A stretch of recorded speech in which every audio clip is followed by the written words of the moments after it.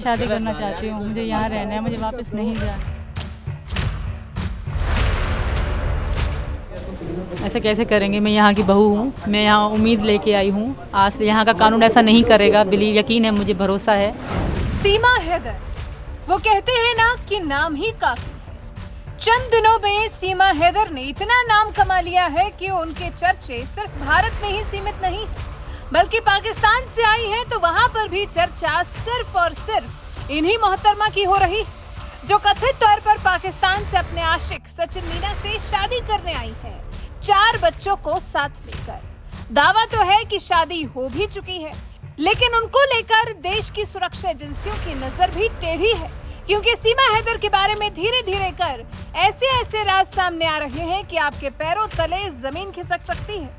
सोचिए, 4 बच्चों को साथ लेकर नेपाल के रास्ते भारत में घुस आना, यहाँ करीब 1 महीने रह भी लेना, उसके बाद सीमा हैदर के पाकिस्तान से भारत आने की खबर लगना।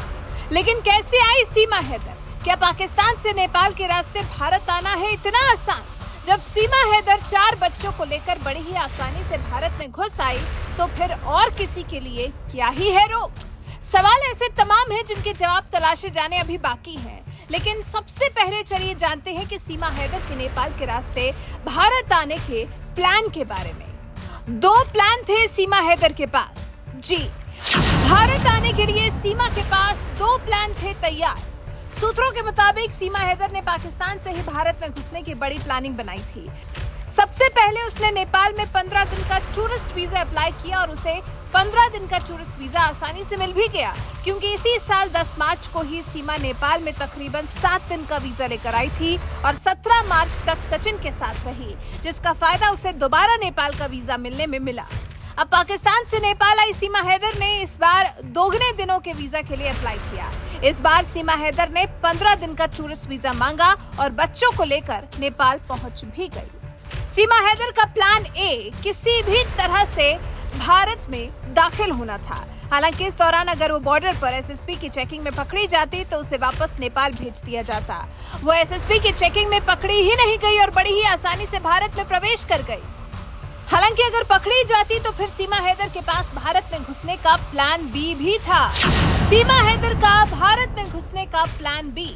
सीमा का प्लान भी ये था कि उसके 15 दिन के नेपाल वीजा में बचा हुआ वीजा का समय काफी था और वो फिर किसी दूसरी बस के जरिए भारत नेपाल बॉर्डर से भारत में दाखिल होने का प्रयास जरूर करती।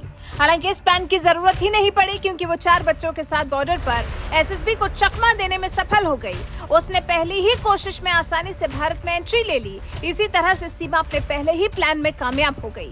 जानकारी मिली है कि सीमा हैदर 10 मार्च को भी वीजा लेकर आई थी, जो केवल 7 दिन का था। उस दौरान वो आराम से सचिन के साथ घूमी और आखिरी दिन दुबई होते हुए पाकिस्तान चली गई। लगातार ट्रैवल करके आने जाने में काफी समय लगता है, इसलिए एजेंसियों को भी शक है कि सीमा हैदर को कहीं न कहीं से फाइनेंशियल सपोर्ट जरूर मिला है, जिसकी अभी जांच की जा रही है।